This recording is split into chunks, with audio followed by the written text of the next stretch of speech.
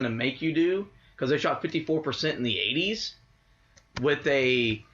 when the floor wasn't a spread. That's how you negate that. Okay, but you got to think they will have a good defensive team on the other side.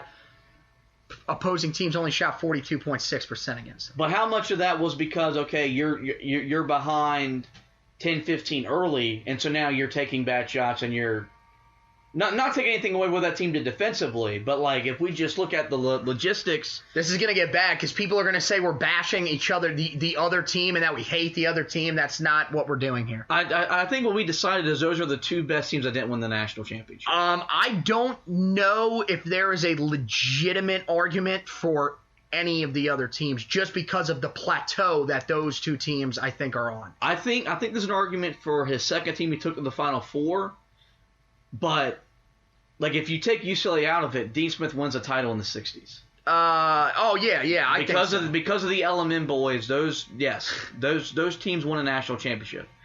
Larry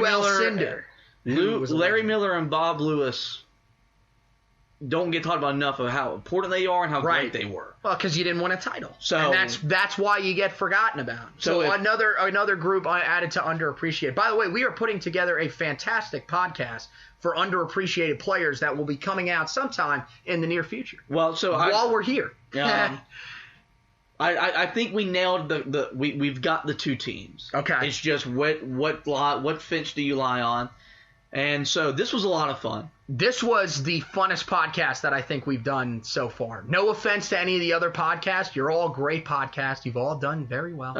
No, Matt. This was definitely fun. It's going to take a lot to replace Matt Doherty's in studio. Okay, non-interview version of the podcast. That is on a different level because it's an interview.